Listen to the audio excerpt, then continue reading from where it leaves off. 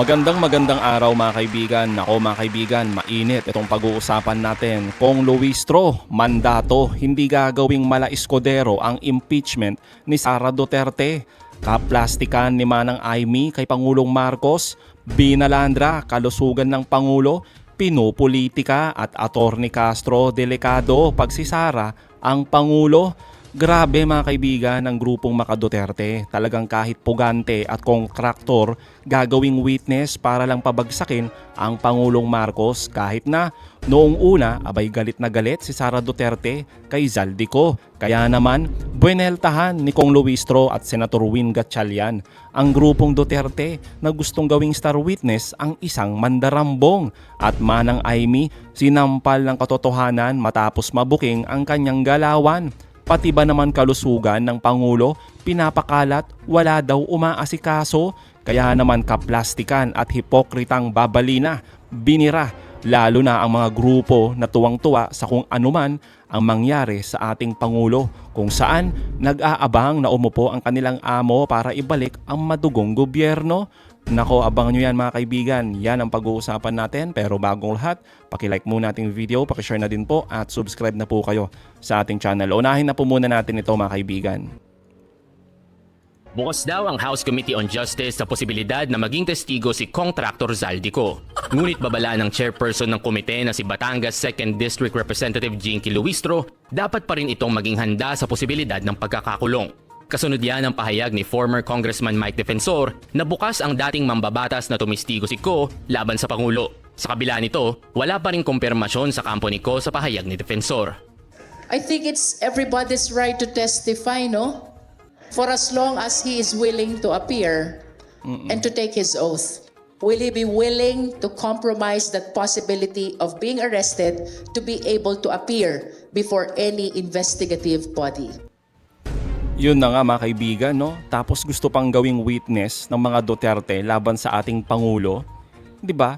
Tsaka sa tingin ba natin, uuwi si Zaldico para lang maging witness? Wala yan mga kaibigan, malabo yan. Oh, sinupalpal na nga ni Senador Win Gatchalian tong grupo ni Mike Defensor at ni Topacio dahil nga sa ginagawang witness itong si Zaldico. Eto, pakinggan natin mga kaibigan. Para sa akin, walang kredibilidad si Zaldico. Kung talagang gusto niyo tumulong, dapat matagal na siya umuwi dito. No? Puro laway na lang yung kanyang ginagawa. No? Puro laway lang ang kanyang ibinibigay. Para sa akin, walang kredibilidad. Dahil nga, nasa abroad siya, pero salita ng salita. No? So, hindi ko dapat bigyan ng malaking pansin yan dahil wala naman siya dito. Tama naman, di ba mga kaibigan? Laway lang kasi yung puhunan tapos wala namang ebidensya. Tapos gagawing witness laban sa ating Pangulong Marcos. Paano kasi? Pabor yung naratibo ni Zaldico sa kanilang amo na ang Pangulo ang utak sa korupsyon. Di ba mga kaibigan, ganun yung ipinapakalat na naratibo ni Zaldico. Kaya nga kinakain yan ng mga makadilis kasi pumapabor yan kay Sara Duterte. Grabe mga kaibigan, tuloy natin to.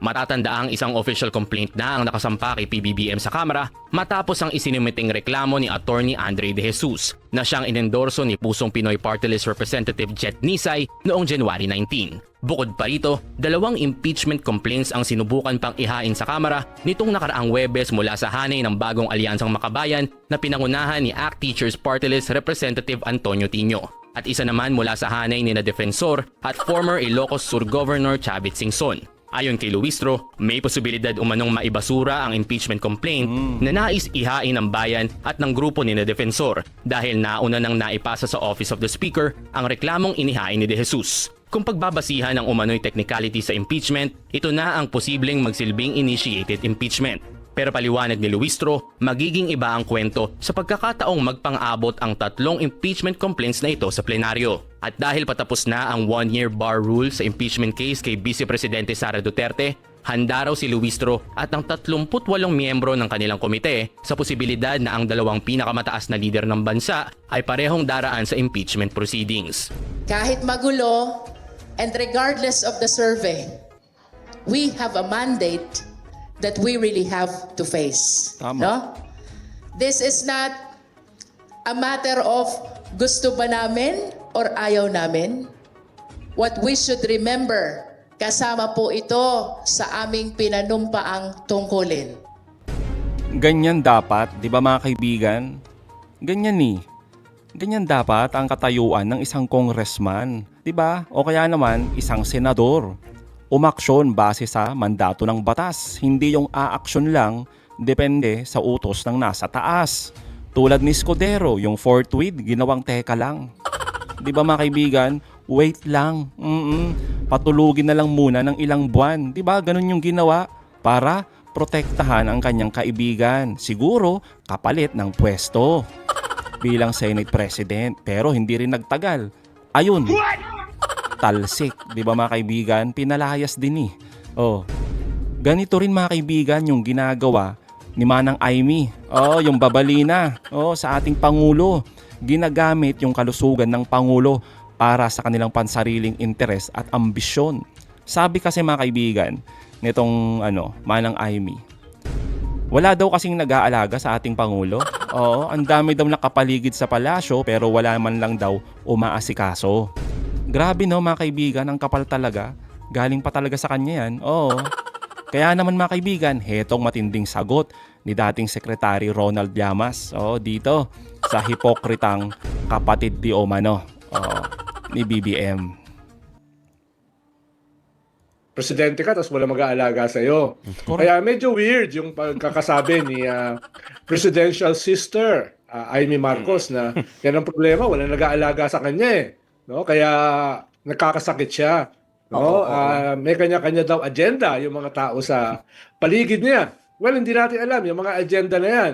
Pero tingin ko, yung mga tao sa paligid niya ay concerned sa kanyang kalusugan dahil kung magkaroon ng problema ang Pangulo, maapektuhan yung kanilang mga posisyon, yung kanilang mga trabaho. Kaya medyo weird lang yung nabanggit ni Aimee Marcos dahil kaya siya nagkakasakit dahil wala nag-aalaga sa kanya. Well, medyo political yung statement ni Aimee. Political in the sense na consistent do sa dati niya mga sinasabi na hindi capable yung kanyang kapatid na mamuno. This time, using yung kanyang kalusugan. Noong mga nakaraan kasi, ang banat niya ay weak leader, no? Yung mga banat niya ay kulang sa galing o talino. Ngayon, ang pinapanatan niya, yung sariling kalusugan ng kanyang kapatid. Grabe. Na hindi siya dapat namumuno. Yun yung political content nitong kanyang statement. No, parang hindi tama. No, parang mali yung Mali messenger. No?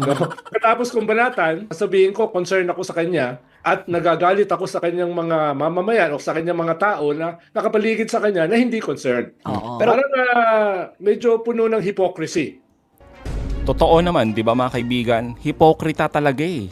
Grabe yung paninira sa ating Pangulo tapos sa dulo, feeling concern.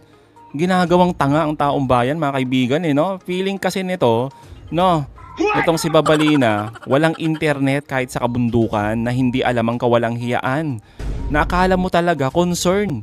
Pero sa totoo lang, hetong kanilang tunay na nararamdaman sa kalagayan ng ating Pangulo. Eto mga kaibigan, pakinggan nyo. Well, tingin ko nagse-celebrate sila. Dahil siyempre, yung kanyang mortal na kaaway ay siya yung papalit kung sakaling may mangyari sa presidente. Tingin ko lahat sila ay inoobserbahan. Ano po yung mangyayari sa Pangulo? Dahil kung may mangyari sa Pangulo, sila yung biglang magiging gobyerno. Yun lang mga kaibigan, nakakatakot. Oo, nakakatakot talaga kung bigla sila yung bagong gobyerno.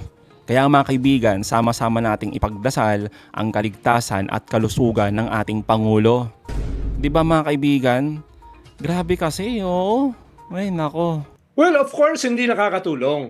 No, hindi nakakatulong. Lalo na kung yung sister mismo ang nagsasabi ng ganitong klaseng hypocrisy, ng ganitong klaseng message na politically loaded. No, hindi nakakatulong yan.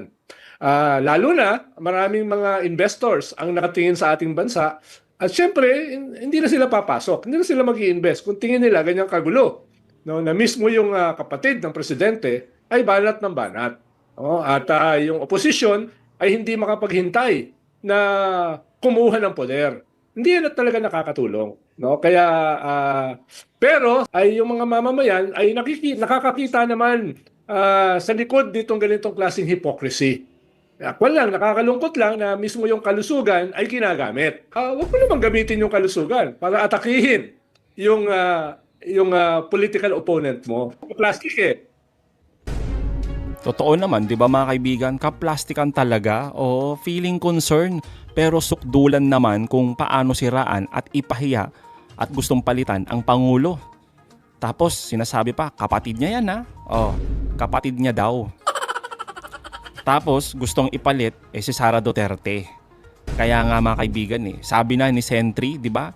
Ni dating Senador Trillanes at ng iba pang mga congressman, mas masahol. Oo, mas malala itong si Sara Duterte kaysa sa kanyang ama. Na nasa dahig na ginagawang karaton ngayon. Di po ba, Attorney Castro? Tingnan nyo to mga kaibigan.